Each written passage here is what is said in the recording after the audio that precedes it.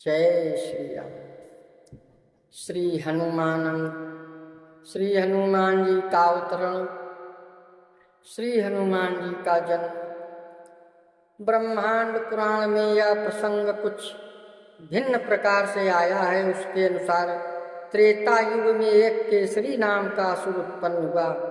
उसने पुत्र कामना से श्री शिव जी को प्रसन्न करने के लिए पंचाक्षर मंत्र का जप करते हुए जितेंद्रिय और निराहार रहकर तप किया।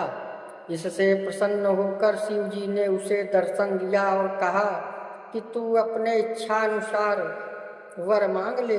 तब केसरी ने कहा, देव देव, यदि आप संतुष्ट हैं और वर देना चाहते हैं तो मैं एक ऐसा पुत्र चाहता हूँ जो बलवान, संग्राम विजयी, महाधैर्यवान एवं महाबुद्धिमान भी हो। तब श्री शंकर जी बोले, मैं तुझे पुत्र तो नहीं दे सकता, कारण विधाता ने तुझे पुत्र सुख नहीं लिखा है। तथापि एक सुंदरी कन्या दूंगा जिससे तेरी इच्छा के अनुसार महान बलशाली पुत्र उत्पन्न होगा। ऐसा कहकर श्री शंकर जी अंतर्ध्यान हो गए। वह असुर मन चाहा वर पाकर अत्यंत प्रसन्न हो गया। कुछ समय बाद उसके एक लोक विस्मयकारिणी कन्या उत्पन्न हुई, जिसका नाम दैत्यराज ने अंजना रखा। वह कन्या शुक्ल पक्ष में चंद्रकला की तरह बढ़ने लगी। पिता पुत्र व्रत ही उस कन्या से प्रेम करता था। वह अपनी समवयस्क लड़कियों में जब खेलती थी तब उसको देखकर उस दैत्य की आंखें हर्ष से विकसित हो जाती और वह तृप्ति का अनुभव करता। इस तरह समय बीतता गया। एक बार केसरी नामक बानर ने, जो बड़ा पराक्रमी एवं बानरों में श्रेष्ठ था, उस कन्या की याचना की। तब दैत्यराज ने बड़ी प्रसन्नता से उसे वह कन्या दे दी। केसरी इच्छानुसार रूप धारण करने वाली अंजना के साथ आनंद से क्रीड़ा करने लगा। इस प्रकार बहुत समय बीत गया, पर अंजना के कोई पुत्र नहीं हुआ। एक बार धर्म देवता पुलकसी वन्य नीच स्त्री का रूप धारण कर वहां आए। उनके एक हाथ में था बेंत तथा दूसरे हाथ में थी एक सुतली। वह स्त्री जोर जोर से यह आवाज लगा रही थी, किसी को अपने भाग्य के विषय में प्रश्न करना हो तो करे, उसके भाग्य में क्या लिखा है मैं बता दूंगी। इस प्रकार सबके हाथ की रेखाएं देखती और उन्हें फल बताती हुई वह अंजना के पास पहुंची। तब अंजना ने उसको सुंदर आसन देकर बैठाया और स्वर्ण पात्र में मौक्तिक रूपी तंडुल उसके सामने रखकर उसको सभी प्रकार से संतुष्ट करके पूछा,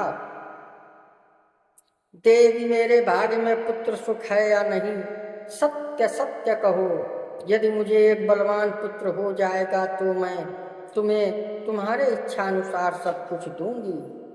तब वह पुलकसी बोली, तुझे बलवान पुत्र अवश्य प्राप्त होगा, यह मैं धर्म की शपथ खाकर कहती हूँ। तू चिंता मत कर, किंतु मैं जैसा बताऊं उसी प्रकार तू नियम पूर्वक तप कर। श्री वेंकटाचल पर्वत पर 7000 वर्ष तक तप करने से तुझे मनोवांछित पुत्र प्राप्त होगा।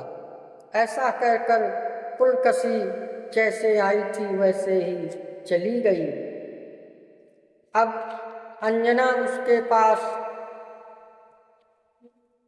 कथनानुसार वेंकटाद्रि पर आकाश गंगा के पास जाकर वहां जहां बहुत से सिद्ध महात्मा वास करते थे, केवल वायु भक्षण कर वायु देवता का ध्यान करती हुई दारुण तप करने लगी। कुछ दिनों बाद आकाश गंगा से यह आकाशवाणी हुई कि बेटी, तू चिंता मत कर, तेरा भाग्य खुल गया। रावण नाम का राक्षस बड़ा दुष्ट होकर सब लोगों को रुलाएगा। वह सबकी सुंदर सुंदर स्त्रियों को हरण करके लाएगा। उसका नाश करने के लिए भगवान श्री हरि रघुकुल में श्री राम रूप से अवतार लेंगे। उनकी सहायता करने के लिए बड़ा पराक्रमी, बलशाली, धैर्यवान, जितेंद्रिय और अप्रमेय गुण वाला एक तुम्हारा पुत्र भी होगा। यह आकाशवाणी सुनकर अंजना परम प्रसन्न हुई। उसने यह सब वृत्तांत केसरी को बतलाया। वह भी अत्यंत प्रसन्न होकर पुत्रोत्पत्ति की प्रतीक्षा करने लगा।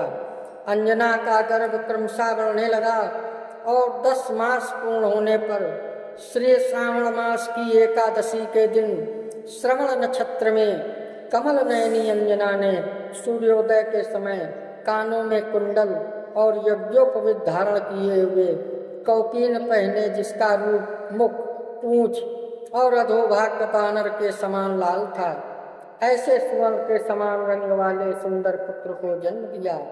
हनुमान जी के जन्म की कथाएं पुराणों में विभिन्न प्रकार से मिलती हैं। कल्प भेद से वे सब भी सत्य ही हैं। हमें तो भक्ति पूर्वक उनकी आराधना करनी चाहिए। ये था श्री हनुमान अंक में श्री हनुमान जी का अवतरण, श्री हनुमान जी का जन्म। अगर आप हमारे चैनल में नए आए तो सब्सक्राइब करें, लाइक करें, शेयर करें। जय श्री राम।